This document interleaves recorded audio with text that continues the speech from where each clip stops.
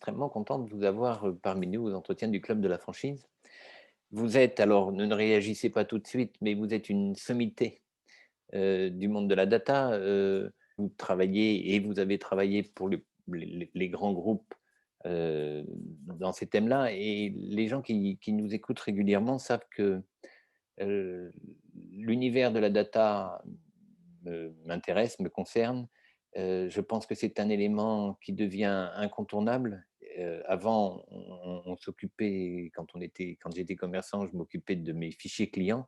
Et puis la data a envahi à peu près tous les secteurs d'activité d'une entreprise. Alors, ce que je voudrais qu'on essaie de faire, c'est expliquer ce qu'est la data, son intérêt et surtout de bien faire comprendre aux gens que c'est un univers qui est commun à tous les éléments de l'entreprise et qu'il faut faire travailler ensemble tous ces éléments-là. Alors, Olivier, merci de bien vouloir vous présenter rapidement, on n'a pas trop de temps. Et ensuite, vous nous expliquerez à quoi sert cet univers-là, le CRM, etc. Ok, merci Yves de m'accueillir. Alors le début de présentation est un peu trop flatteur hein, pour moi.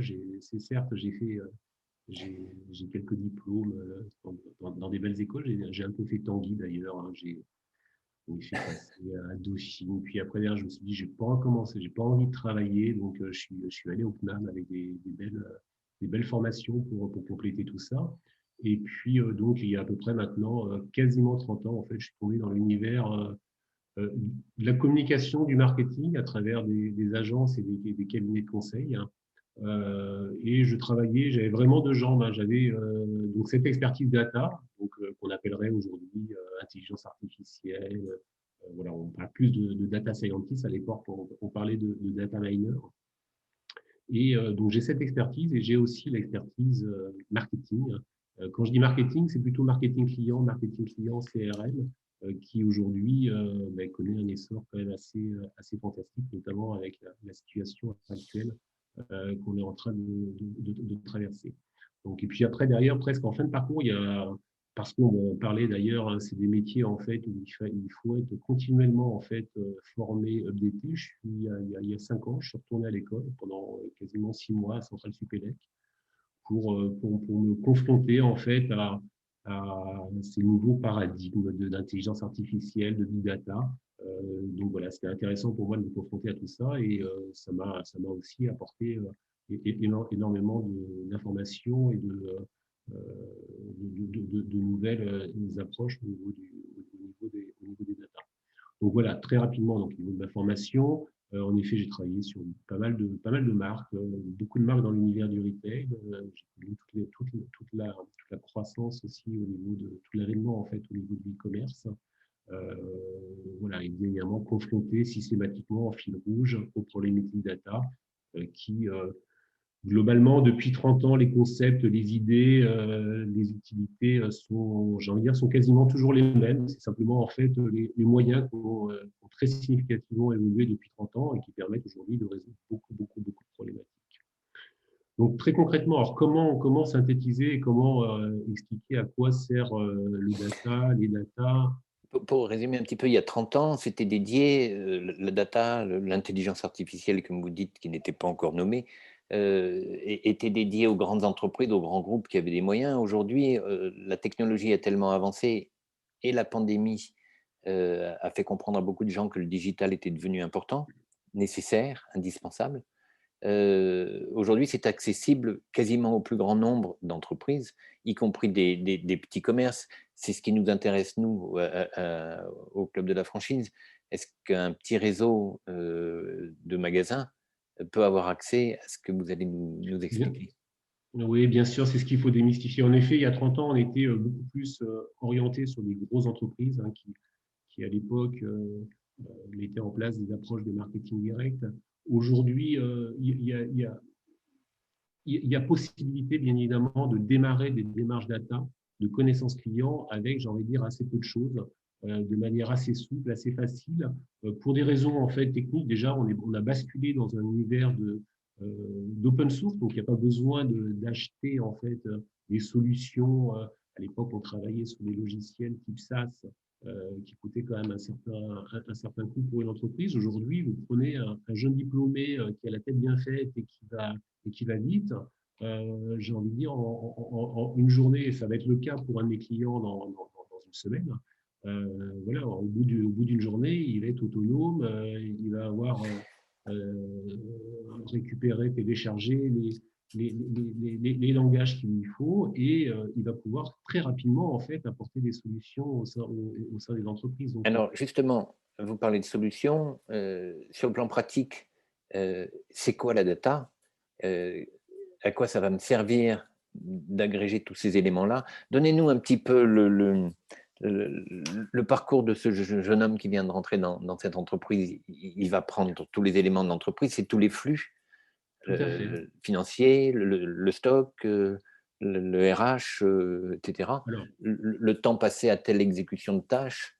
le premier socle, on va travailler sur des signaux faibles et sur des signaux forts. Et dans le premier socle, en fait, il va récupérer tout simplement les données de vente, en fait, ce qu'on appelle les données transactionnelles, et qui sont extrêmement riches d'informations dans la mesure où on a tout le comportement des clients, tout simplement. On sait quand est-ce qu'ils viennent, quand est-ce qu'ils réachètent. On peut déterminer aussi des critères qui font que le client va devenir infidèle. À l'inverse, on va identifier des clients qui ont un très fort potentiel. Et ça, aujourd'hui, la data, dans une logique projective et de modélisation, a la capacité à détecter assez simplement et assez rapidement en fait ces types de profils. Donc ça, c'est extrêmement riche en termes d'information. Donc déjà, travailler sur cette matière, déjà, c'est super intéressant. Ensuite, on va s'ouvrir linéairement à toutes les données. Il y a un site Internet, donc il y a du comportement sur le site Internet, donc on va réagréger ces informations-là. Et puis, bien évidemment, étant donné que ça, c'est aussi un point qui est essentiel, le data, c'est une matière en fait complètement transverse et complètement universelle au sein de l'entreprise. Ça va toucher aussi bien les secteurs RH, la supply chain, les prix, le commerce, les stocks. On va s'ouvrir tout doucement à toutes les informations qui sont présentes au sein de l'entreprise. Et ça sera dans une V2 en fait, sur quelques mois, à partir du moment où il y aura déjà une première acculturation avec l'information qui est dans l'entreprise.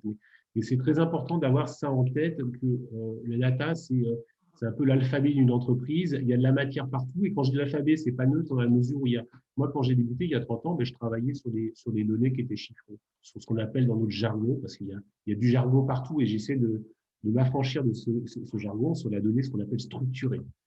Alors, je ne sais pas si on utilise ce jargon-là pour vendre encore plus cher nos prestations ou pas, mais en gros, c'est du chiffre et c'est du tableau Excel. Aujourd'hui, on est sur la donnée non structurée, donc à savoir 3 niveaux d'information, la voix, le texte et l'image. On a la capacité aujourd'hui, ces éléments, quand je parle, on a possibilité en fait, de traduire ces éléments en chiffres. Là aussi, sans rentrer en jargon, on va vectoriser quelque part ma voix, vectoriser mes écrits ou vectoriser mon visage. Ça se fait aujourd'hui et du coup, à partir du moment où on a traduit en fait ces éléments en chiffres, on peut tout simplement, le data scientist, il a la capacité à travailler sur ces données. Je Donc, voulais tout juste ça pour dire que souligner, je vous interromps une seconde parce que je voulais juste souligner qu'on n'est pas, dans ce que vous dites, dans la science-fiction, c'est pas quelque chose qui est dans l'avenir, c'est quelque chose qui peut être utilisé aujourd'hui.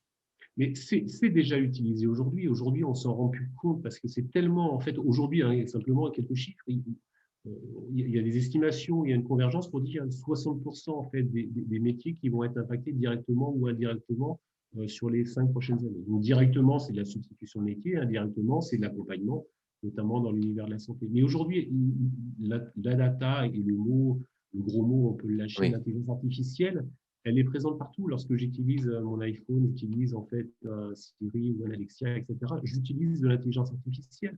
Quand j'utilise un traducteur automatique, c'est l'intelligence artificielle qui est derrière. Lorsqu'en Chine, on va payer dans un magasin Carrefour grâce à son visage, c'est l'intelligence artificielle, c'est la reconnaissance faciale. Aujourd'hui, on travaille aussi sur des possibilités. Il y a des projets aujourd'hui qui sont bien avancés pour payer non pas avec sa carte bleue, non pas avec son téléphone, non pas avec son visage, mais avec sa voix. Aujourd'hui, il va y avoir des possibilités de signer en fait un paiement grâce à sa voix, qui est un élément en fait unique.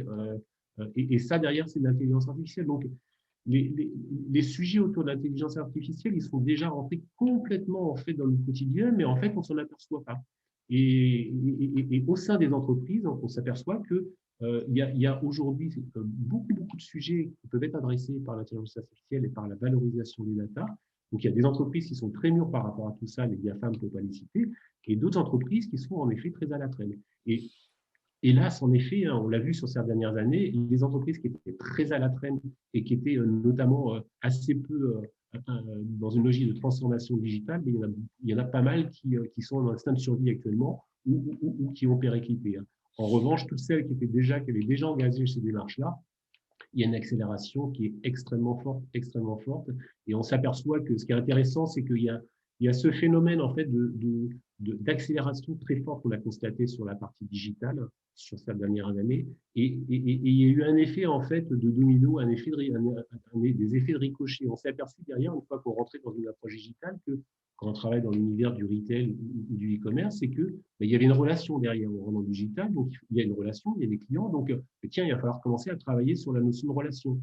Donc, tiens, on dit, tiens, c'est les métiers du CRM, les métiers du social shopping. Voilà, je voulais vous poser des questions sur ce lien entre la data et le CRM.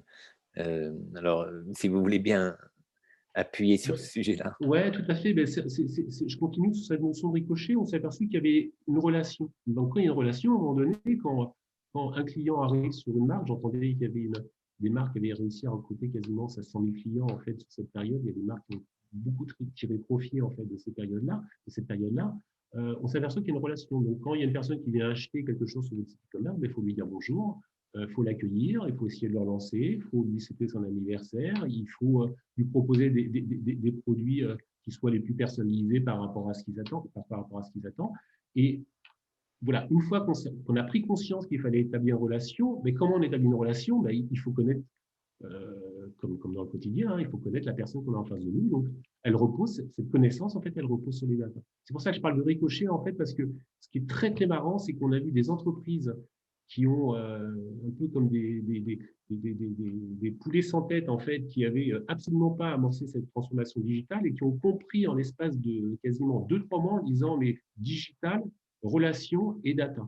Et maintenant, qui ont embrayé une démarche data. Donc, il y a beaucoup de sujets prioritaires et beaucoup de sujets, pas mal d'appels d'offres sur ces sujets-là, des projets CRM en fait, qui remontent en priorité au niveau du top management, tout simplement parce qu'à un moment donné, pendant l'espace de 2 mois, en fait, il n'y avait que le e-commerce qui rapportait du business et du cash à l'entreprise. Donc, ça s'est fait très, très rapidement, d'où le data qui est venu au cœur de l'entreprise et au cœur des problématiques. Et ça, j'ai vraiment constaté sur beaucoup de clients. Justement, aujourd'hui, on est à un stade où les commerçants, les réseaux de franchise, les magasins se posent la question de savoir par quel bout commencer, quelles sont les priorités, à qui s'adresser. Alors, il n'y a pas de solution générale, mais comment procéder? Alors, j'ai envie de dire, faire simple dans un premier temps. Dans un premier temps, aujourd'hui, le marché, il est clairement complètement illisible. Il y a énormément d'acteurs, il y a des startups qui poussent, il y a des éditeurs, il y a des solutions qui naissent tous les jours. Il y a des gros acteurs, on en a parlé, sur du Google, sur du Amazon. Voilà, il y a de tout aujourd'hui et c'est extrêmement complexe lorsqu'on veut amorcer une démarche de savoir en fait par quel bout en effet prendre le sujet. Aujourd'hui, quand vous allez, alors à l'époque où il y avait encore des salons, lorsque vous allez au salon de l'intelligence artificielle ou au salon du big data, je ne sais pas comment les stands, en fait, même moi, je ne comprenais pas comment c'était structuré, j'arrivais du mal à cerner tous les acteurs. Donc, je vais dire, dans un premier temps, il faut débuter de manière extrêmement simple, de manière extrêmement pragmatique. Et comment prendre le sujet de manière pragmatique? C'est toujours pareil. Il faut partir de vos besoins. Vous avez des métiers au sein de l'entreprise qui ont des besoins, qui ont des demandes, qui ont des interrogations. Il faut partir de ces besoins, de ces métiers. Et après, il faut avoir la capacité, après, derrière, de voir si, en effet, la valorisation des data et la chaîne de valeur autour des data peut répondre à ces besoins-là. Mais il faut vraiment partir de vos besoins. Ça permet après de dimensionner très correctement, après, derrière, les solutions, les compétences, les ressources à venir poser derrière. Et ça, c'est fondamental dans la mesure où le data, c'est un métier qui est très impliquant. Donc, les ressources aujourd'hui, il y a pénurie et elles coûtent cher. Les solutions, au tout début, elles peuvent paraître assez peu chères, mais au final, ça peut coûter très cher. Donc, il faut vraiment se poser et bien dimensionner et avancer pas à pas. Aujourd'hui, on travaille de manière assez itérative avec des formats, ce fameux POC, en fait, hein, Donc, c'est plutôt une bonne solution dans la mesure où il faut avancer vraiment pas à pas et pour éviter de s'engager sur des grosses solutions marché, je ne vais pas en citer, et s'apercevoir au bout d'un an qu'en gros, on n'a pas avancé, qu'on a dépensé énormément d'argent et que le top management, et ça je l'ai vécu, le top management dit c'est gentil de data, mais quand est-ce qu'on a du retour sur investissement par rapport à tout ce qu'on a mis sur la table. Donc, il faut vraiment se poser, réfléchir. Et quand je dis se poser, ce n'est pas se poser pendant 6 mois. Hein. Ça peut être sur des formats très courts. Moi, sur des problématiques, voilà, en l'espace de 2-3 jours, on cerne la problématique de l'entreprise. On a la capacité déjà à dimensionner, à définir une espèce de macro, je ne veux pas jargonner, de macro planning ou une première roadmap qui permet de dire, voilà, à un an, on devrait atterrir à ce niveau-là. Et je pense que Faire ça, une c'est checklist, des choses importantes, priorité à un certain et, nombre d'éléments. voilà, S'assurer aussi que tous ces éléments-là qu'on va mettre progressivement vont pouvoir fonctionner ensemble, parce que souvent on a affaire à des sociétés qui vous vendent tout à fait, des briques, mais qui ne fonctionnent pas avec celles qui ont déjà été tout à fait. implantées. Tout à Je fait. pense Et que ça, même c'est des fois, aussi… une même société en fait vous vend pas mal de briques, mais qui ont été historiquement en fait une multitude de rachats et qui déjà elles-mêmes ne fonctionnent pas. Donc imaginez lorsque vous agrégez en fait différentes solutions et différentes entreprises, ça peut être en effet compliqué. Alors, une question qu'on me pose de temps en temps, c'est faut-il recruter en interne un spécialiste du digital qui va s'occuper de l'ensemble, mais qui sera certainement un spécialiste général et pas forcément un spécialiste du data, du CRM, etc. Ou bien faut-il s'appuyer sur un expert extérieur? Et Moi, comment choisir? ouais, moi, je milite pour avoir quand même une tête de pont au sein des entreprises qui comprennent bien en fait les sujets de data science, dans la mesure, sinon ça peut être un puissant fond, ça peut être Ouais. un directeur Alors, général, voilà, quel est il n'a son pas la capacité. profil?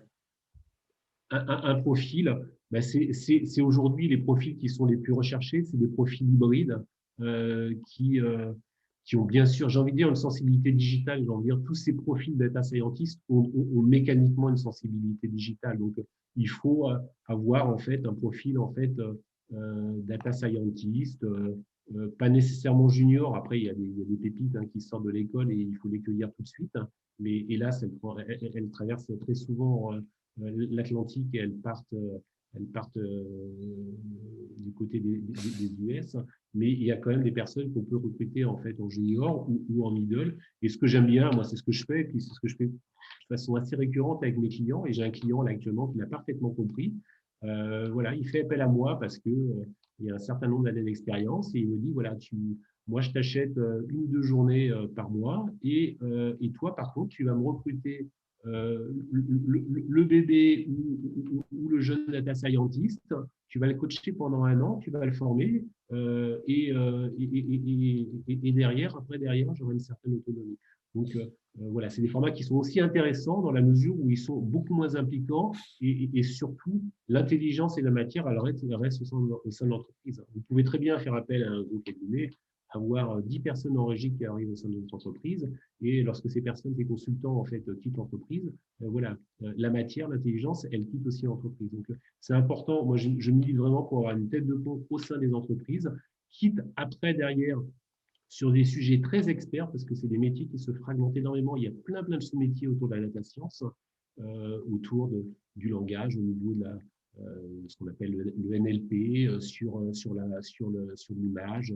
Il y a plein de sujets, L'information? l'information, et faire appel après derrière de manière spécifique et pointilleuse des startups, ça a du sens. Ou à un moment donné, quand il y a un énorme projet à déployer, faire appel à de la régie sur 2-3 data scientists parce qu'à un moment donné, il faut mettre un coup de bourre. Ça c'est intéressant. C'est des formats qui sont intéressants, mais Alors, c'est des personnes qui sont formées et cadrées par une personne qui a la capacité en fait à juger le temps nécessaire, parce que ça aussi, il peut y avoir potentiellement des dérives, la qualité aussi des candidats et des personnes qui sont externes et qui viennent de son entreprise. Donc, il faut avoir ce point d'ancrage. Ça, c'est nécessaire et j'ai envie de dire, c'est le cas aujourd'hui et ça sera encore plus le cas dans les prochaines années. Ça sera indispensable, voire vital pour les entreprises d'avoir ce type de profil au sein des entreprises. alors, on sait très bien que les entreprises qui vont se lancer dans une digitalisation assez poussée vont être plus concurrentielles que celles qui ne l'auront pas fait. Mais au bout de combien de temps on peut espérer un ROI? Euh, Alors, il y a plein de sujets à adresser au sein de l'entreprise, mais quand on prend les sujets un par un, j'ai envie de dire, on peut avoir un sprint, c'est une terminologie qu'on utilise, un sprint qui dure 3 semaines, qui va apporter une logique de ROI. Par exemple, à un moment donné, une marque, en fait, un site e-commerce qui est en train de perdre tous ses clients parce qu'il y a énormément d'attrition, beaucoup de clients qui ne réachètent pas. Ben voilà, il suffit de bâtir un petit score pour essayer de déterminer en fait les critères qui identifient les clients qui quittent la marque. Donc peut-être que si on est un univers de la mode, peut-être que les personnes qui achètent tel type de produit, qui achètent des petits montants, qui font des achats uniquement en promo, ben, ils sont peut-être plus fragiles. Et ça se détecte, j'ai envie de dire, très rapidement, à l'espace de 3 semaines, un mois. Il y a possibilité de détecter ça et le ROI, il arrive au bout d'un mois, très rapidement, à partir du moment où on peut anticiper et mettre en place des actions derrière pour les retenir. Voilà, ça peut être un mois. Donc, il peut y avoir des quick wins très importants qui développent du retour sur investissement immédiat. Et ça, il faut vraiment l'avoir en tête aussi. Il y a un sujet de fond pour structurer le data au sein de l'entreprise, mais il y a aussi énormément de petites victoires très rapides, et j'ai envie de dire dans des coûts qui sont complètement maîtrisés par rapport au retour sur investissement que ça peut générer. Donc, ça peut être très rapide. En réalité, pour résumer, et c'est un sentiment assez personnel, mais pour une PME ou une TPE, il faut se faire accompagner. Alors, c'est ce que je disais. Je pense qu'au niveau de l'amorce, il faut en effet qu'il y ait quelqu'un qui ait une vue assez panoramique par rapport au marché, par rapport aux compétences, par rapport aux problématiques. Donc, je pense qu'en effet, sur l'amorce, il faut qu'il y ait quelqu'un qui donne la vision. Et après, très rapidement, je pense qu'il faut qu'il y ait du transfert de compétences au sein des entreprises avec des jeunes data scientists, des jeunes pousses, des personnes qui ont une bonne sensibilité au niveau du digital. Et après, derrière, la graine prend assez facilement et ça permet derrière d'insuffler une culture du data aussi. Ça, c'est un élément très important. Ouais. L'enjeu, il est très fort sur la notion d'acculturation, de sensibilisation des équipes. Et quand je dis des équipes, c'est vraiment du PDG ou du gérant jusqu'au terrain. Ouais. Vraiment, c'est vraiment toutes les strates de l'entreprise qui doivent être aujourd'hui acculturées et formées sur ce sujet-là. Ouais. Donc, Chacun doit être concerné, en fait, dans tout le monde cette doit être évolution qui est concerné très importante. parce que c'est une matière qui est universelle, c'est une Ouais. matière qui touche, qui impacte aussi, ce que je disais tout à l'heure, les RH, tous les métiers en fait. Il y a assez peu de métiers. Faites l'exercice de rechercher un secteur d'activité ou un métier qui n'est pas de près ou de loin concerné par l'IA ou par une start-up qui s'est posée sur une problématique. Sincèrement, il y en a pas, il y en a plus beaucoup. Tous les métiers sont concernés. Aujourd'hui, la supply chain, quand on va dans l'univers de la santé, c'est complètement imprégné. Et aujourd'hui, il y a une parfaite. On parlait tout à l'heure des métiers des experts. Voilà, vous prenez des exemples des personnes qui travaillent sur l'imagerie médicale pour détecter des tumeurs, des cancers, etc. Ils travaillent parfaitement en synergie avec des approches de deep learning pour détecter en effet des tumeurs qu'un œil humain, parce que dans une carrière, il a peut-être vu 5 000 ou 6 000 ou 10 000 IRM. Voilà, une IA va peut-être être confrontée à 500 000 ou 1 million ou 3 millions d'IRM. Donc, mécaniquement, c'est un outil de la décision qui est super intéressant. Donc, en effet, toutes les entités d'entreprise sont concernées, tous les secteurs d'activité aujourd'hui sont concernés par ces sujets-là. Donc, il faut absolument amorcer ces démarches, qu'on soit petit ou qu'on soit gros, parce qu'il y a même des très gros aujourd'hui qui sont très à la traîne par rapport à ces sujets. Et j'ai envie de dire, le gros avantage, moi je le vois sur les clients, les tout petits, c'est qu'il y a énormément de souplesse, énormément de réactivité. Donc ça permet d'aller très vite en fait et d'arriver en fait à des cas d'usage qui développent en fait du retour sur investissement de manière très rapide et de manière immédiate. Donc ça, c'est très intéressant. Et ce qui est intéressant aussi, c'est que je parlais de jeunes diplômés, de jeunes data scientists. Voilà, c'est toujours intéressant d'avoir 20 années en fait d'expérience en data science, mais vous prenez des jeunes voilà, qui ont un cursus et qui ont la tête bien faite sur ces sujets de data science. Voilà, ils vont très vite et ce qui est intéressant, c'est qu'ils sont complètement updatés avec les nouvelles approches et les nouvelles techniques et ils peuvent avoir la capacité à produire assez rapidement des résultats qui sont très probants et très héroïstes pour l'entreprise. Olivier, on va conclure sur cette belle image, mais on essaiera de se voir prochainement pour un autre événement parce que la data et les méthodes pour y accéder sont primordiales aujourd'hui. Merci infiniment d'avoir pris tout ce temps pour nous accompagner, nous aussi. Et Merci puis, Yves. à très bientôt. Merci à toi. Au revoir, Olivier. Au revoir.